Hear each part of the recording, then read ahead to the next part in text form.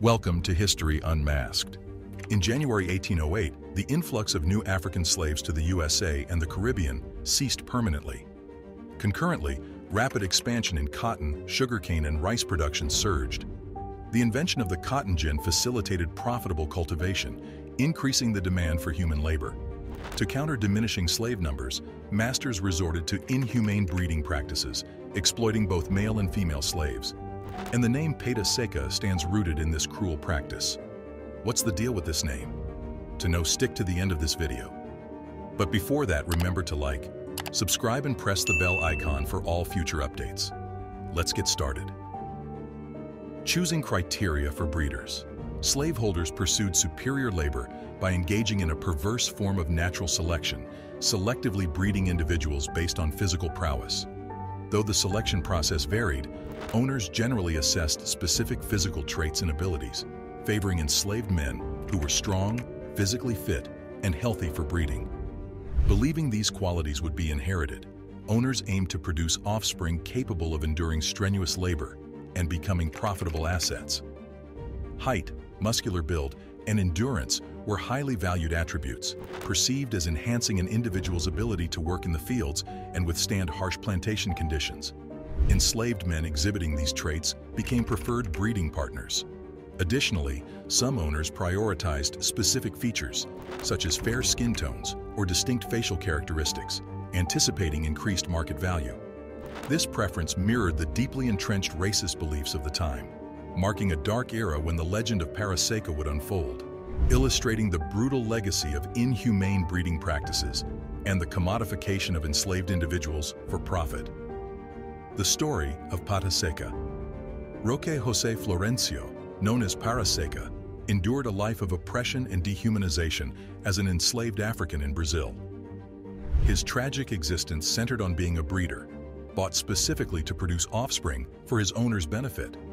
His nickname, Pata Seca, meaning dry paw in English, originated from a tradition among enslaved individuals on the farm, where they were given animal names. Despite his tall stature of 2.18 meters, thin legs, and large hands and feet, Seca did not conform to the typical enslaved life. Born in Sorocaba, São Paulo, he became the property of farmer Francisco da Cunha Bueno in São Carlos, São Paulo. Interestingly, Seca's relationship with his owner was unique. He enjoyed privileges beyond the typical enslaved experience. Entrusted with responsibilities like delivering mail and caring for the farm's animals, he traveled daily on horseback between the rural village and the city of São Carlos. Unlike others, Seca did not toil in the fields or reside in slave quarters.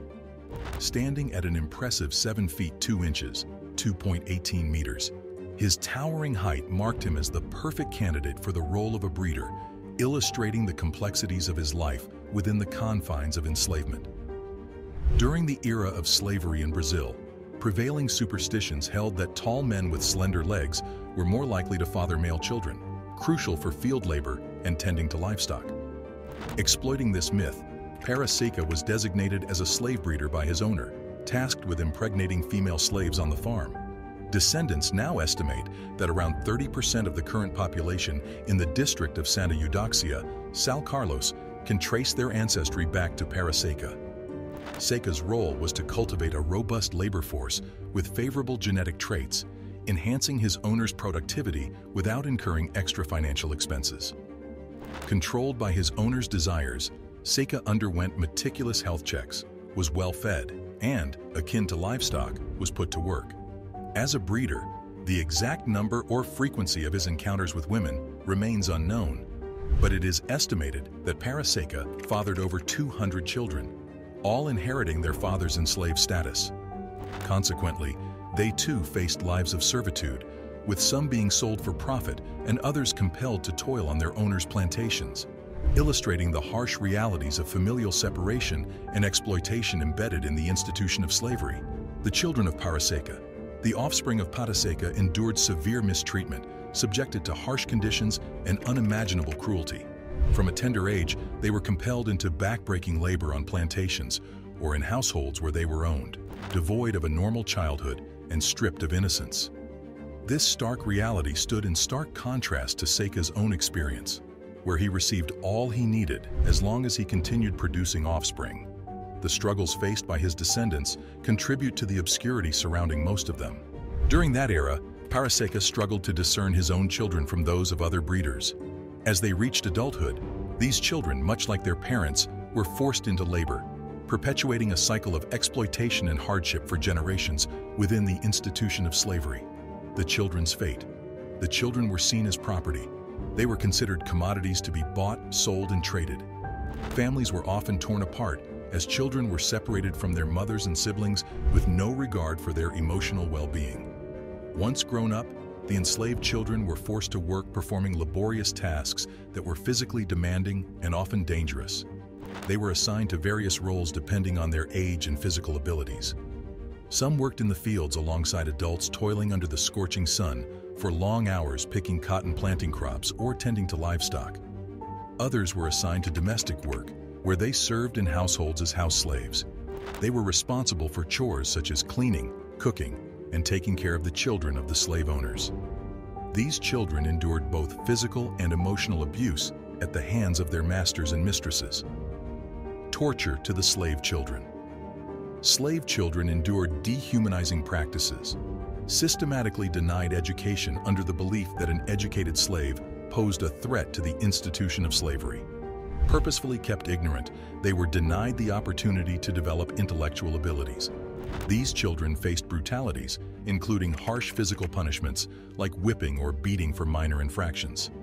The objective was to instill fear, exert control, and foster a deep sense of inferiority.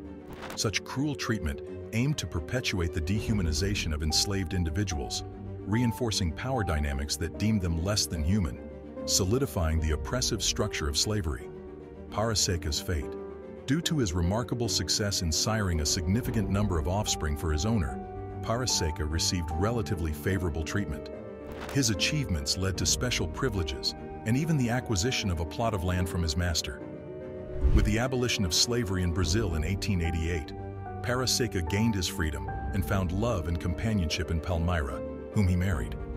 Together they built a family of 9 children, laying the foundation for their new life on the land gifted to Seca by his former master.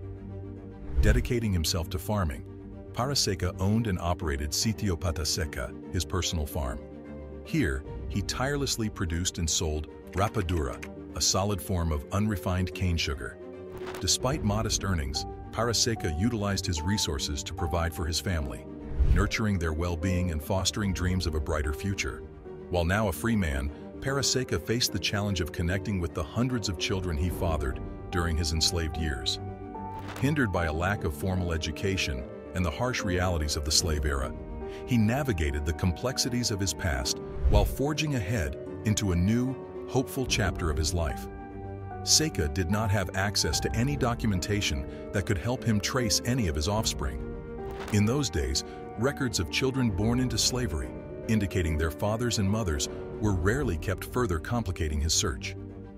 Seca died on June 13, 1958, at the age of 130 years old. He died peacefully in his bed in Santa Eudoxia, São Carlos, São Paulo, Brazil. At the time of his death, he was surrounded by his family and friends who honored him with songs and prayers. The act of breeding slaves was not rooted in compassion or empathy, but served as a brutal mechanism to ensure a continuous supply of laborers, perpetuating the cycle of oppression and exploitation. Seca's role as a slave breeder unveils the grim realities of slavery. However, it is crucial to acknowledge that his life took a different trajectory after gaining freedom. Despite the darkness of his past, Seca forged a path toward a more fulfilled life. His enduring legacy stands as a testament to the strength and resilience of those who navigated the darkest chapters of history. That's all for today. Hope you enjoyed the video. Share your thoughts about the video in the comments below. Thanks for watching.